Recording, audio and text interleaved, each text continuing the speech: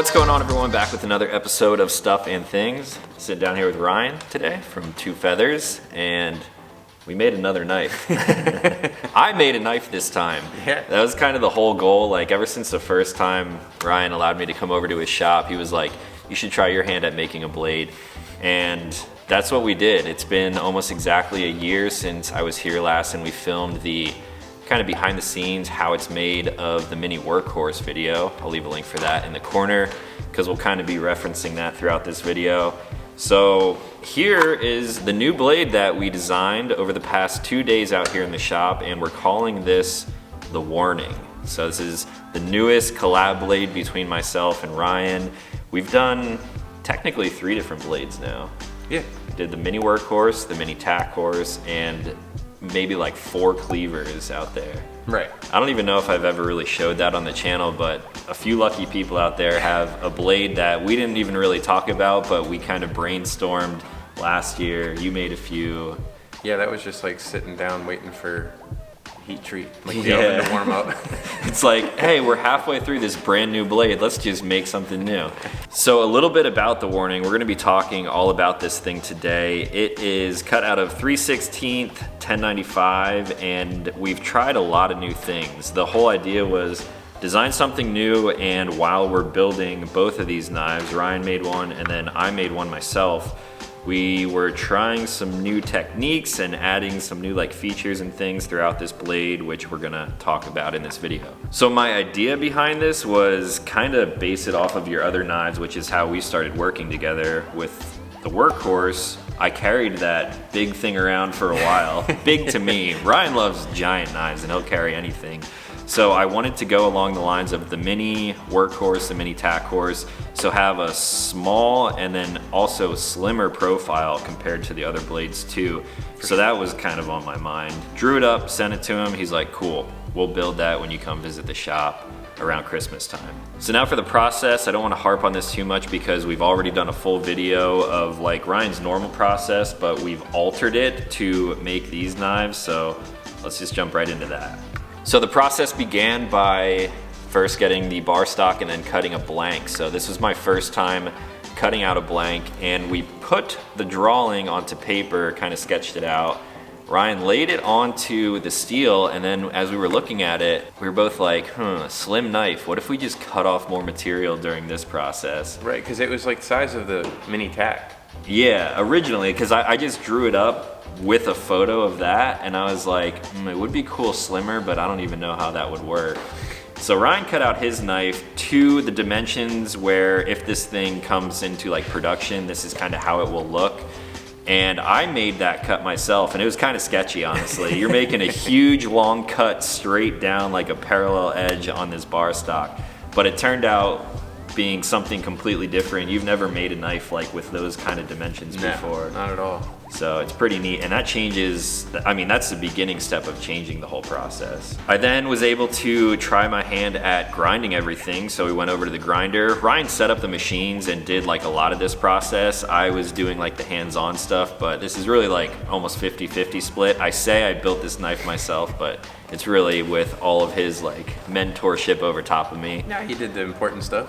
I did. I wanted to have a hand in every little step, so I feel like I did a lot of it, yeah, which is cool. So we started with the first grind. We drilled the holes to put the handles on, and we also added something new. I decided I wanted to try out jimping on a knife, so that's something that we added and we'll talk about. And then we went into the hollow grind. That way, when we put these things into heat treat, the edge would be stronger than the rest of the knife, which is what you want for resiliency and just making a badass knife that you can beat on, right? Which is what you're best at. From there, we put it in the kiln for normalizing to get all the grain structure the same throughout the knife. That way, it just makes it higher quality overall. And then into the heat treat cycle, and I was able to quench my first blade, which was kind of the second most nerve-wracking part. I think making that initial cut was pretty gnarly, but got the quench down, and I think it turned out pretty good. So the entire first day, Ryan was building his knife, and then I was like, okay, my turn. I'm just gonna repeat all the steps that you just did, and it turned out pretty sick. So after the heat treat, the blades went in for tempering, kind of bringing that strength all back to it. That way they're not so brittle. And that was the end of the first day. The second day is where we threw a wrench into your normal process, Yeah. which I'm sure for you was really weird because you're so used to the process of making batches of blades at a time. Right. And now we just completely changed all Now of we're that. only doing 2. And We're then doing 2 and we're doing it out of order. out of order. So OCD was kind of nuts there. Yeah, I know if someone like messed up my filming process and was like, you have to do things differently, it would throw a wrench in everything that I do as well. So once they were out of temper, we moved on to the handles, which is out of order for you. We then moved on to the sheath making, which has some changes to it on this one, which we're gonna talk about as well. And then the bevel, and then the ferric, and then the finishing process, the hardware, and everything else that goes into this knife. So these are the final results right here for like kind of the first 2 prototypes, but I'm pretty sure if we decide to make these, Ryan's going to kind of go after his design. Mine's still cool, but that is really what we were going for the end result here. So now for the actual changes of this knife, some of the new things that we were trying throughout this entire kind of like new process, having things out of order. It really started with the design that we talked about. I drew it up on my iPad based off of the other blades that we've done in the past, and then you drew it onto paper, drew it onto the steel, and that's when we realized if we're going for something slim that's self-defense, utility style blade, you should probably make it thinner. Right. And we're just trying something new. I mean, this is all fun for us anyway. So we started by slimming the profile down overall, and that coupled with the actual handles, the way we kind of change the handles too, it makes it more like round. It feels kind of like a gentleman's knife. It does, especially the thinner version. The thinner version It for definitely sure. feels like a gentleman's fixed blade. Which is weird. I never really like felt something like that before, but it's really cool. It's unique for sure. So after we changed the size, we moved on to the jimping. The way that we did this was with a simple hacksaw. I mean, that's kind of what we have to use right now. So we tried it first on Ryan's blade, and then I got like real meticulous when it came to mine. I was like, I don't want to mess this up. That's something that you look at all the time. So I like measured everything with the calipers and got it all set, and I'm pretty stoked with the way that it came out. Also, speaking of the jimping, this is something that you've been trying on some other blades, but we added crowning to the blade. Yes. So what's the idea behind that? Like, I know for me, it's kind of an aesthetic thing and just like a kind of feel touch point, I mean, type of deal. Really, that's why I'm doing most of it when Okay. we're doing small crownings like this, but on some of the other blades, I taper it a lot more because it adds to like a penetration factor. So it kind of acts not as a false edge, but it just gives you less resistance when you're throwing at a target for penetration power. So with the jimping and the crowning kind of combined, it just adds a touch point. It does add a little bit of like texture and kind of stopping power for your thumb. The reason I put it out on the edge too is because whenever I pick up a blade, I always pick it up like thumb up like this, just to kind of like gauge the size of it. And also when you're putting a lot of pressure on the tip, which with a Wharncliffe designed blade like this, I mean, that's really what you're doing if you're like cutting some thick material. Yeah, or even putting just your finger up like index. Yeah. An index point so you can do meticulous work. Light work if you're like cutting out stickers or something, whatever it may be. So both of those things combined, it feels really good when you kind of choke up on the knife and like feel this actual point that we put on the end. And then moving down to the handle design, you're working with new material here. I don't think you've done anything with micarta until these blades. Right. That was a whole learning experience too, because when you're cutting micarta versus G10, which is what most of Ryan's blades are made out of, you have to change the speeds of the belt so it doesn't burn. You have to cut it differently. Yeah. You found that actually using a wood saw was better than using like a metal blade saw. That and like the belts need to stay clean, so grinding it was way different. Yeah, so that kind of adds probably more time to the process, but I personally love micarta. Like if I had the choice of a handle material and a fixed blade, I would choose this because it's a linen micarta and it kind of changes with the knife. This blade's gonna change as we use it, so the more your oils from your hands get on there, it kind of darkens over time. If it's just sitting and not being used, carry your knife, what are you doing? But it will get like lighter, so it's kind of cool. You spray it down with like, if you have oil on your hands, WD-40, it kind of changes with the knife and it tells a story, which is cool. Since I had a lot of hand in making this knife myself, Ryan actually let me add a little bit of pop to it. So we have some really thin liners in here, which are orange because that's the only color that I like outside of black and white and gray. So we added some liners on this one. That was a process too. We tried some different thickness G10 for those liners, and it ended up being too thick. Like, we wanted this thing to feel slim, just to feel different in the hand. So Ryan's feels drastically different. This is kind of in between Ryan's version of this and like the mini tack horse, mini workhorse. Right. But it ended up looking really clean. So speaking of the handle and everything, this is something that you've been doing too, but we've actually changed the back of the tang of this blade. So kind of like the pommel end on here. Previously, they were cut the way that you guys have probably seen the mini workhorse as it first released and the mini tack horse. So Ryan texted me one day, he's like, what do you think about this? And I'll let you explain that part, because that's kind of like your thing. Yeah, so the concept behind it is I throw knives, and I wanted more material for my thumb to drag across, so I have prevention for the blade rotating. That way I can throw them straight and they won't spin. But I also like the aesthetic of the sweep. I started it with the Tontos, so you kind of have that opposite end sweep, and now they match.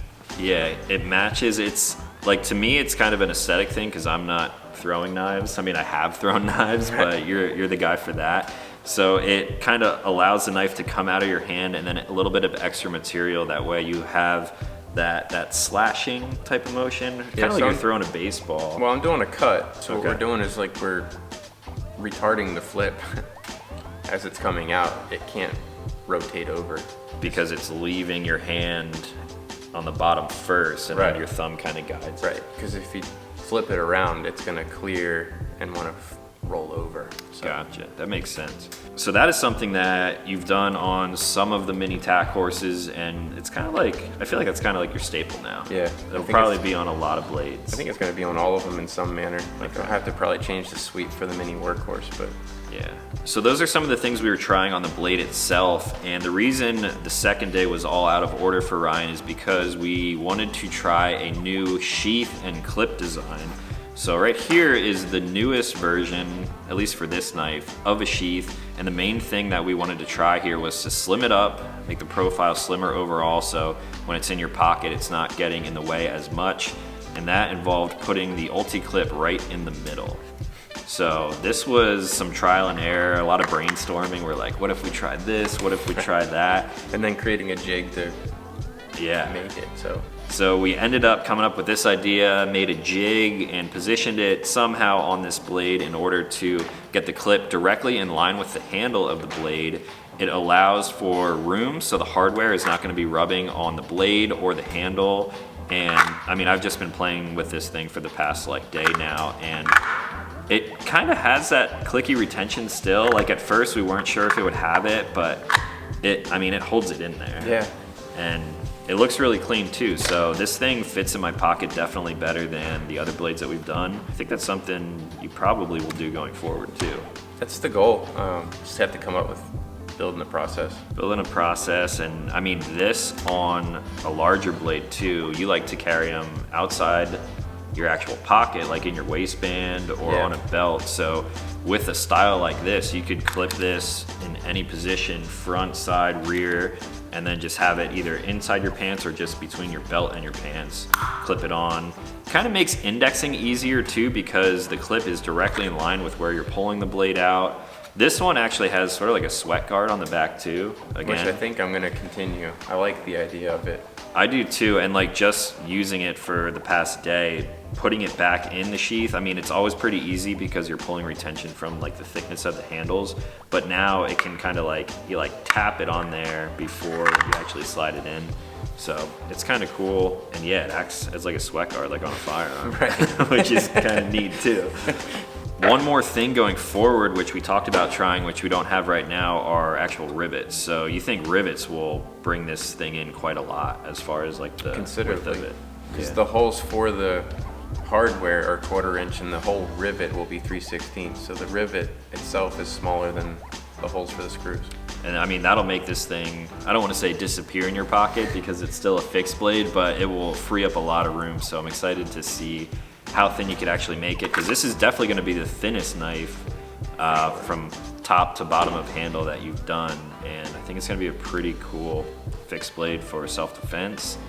EDC stuff, I'm the EDC side, he's the self-defense side, and it kind of blurs the line of that. And the last thing that I almost forgot to mention, while Ryan was kind of using his expertise on like the final steps, I was helping throughout a lot of this with like the bevels and grinding and stuff like that. But while Ryan was polishing up the handles and things like that, I actually made a new logo for kind of like the watermark on your blade, or the blade marking.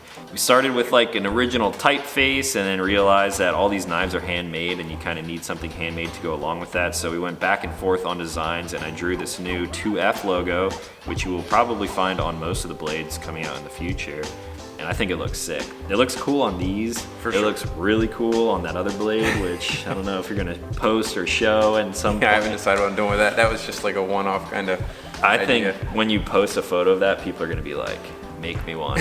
I need that thing. Speaking of different blades that you're working on, the new year's coming up and you have some new stuff being released. You have the Lucy's, which you announced. Yep, Lucy's are coming out. We're bringing back the mini workhorse availability. That's been, like, I haven't made that for a while. Yeah, because you were focused on the tack horse, which was like the newest thing. Yep.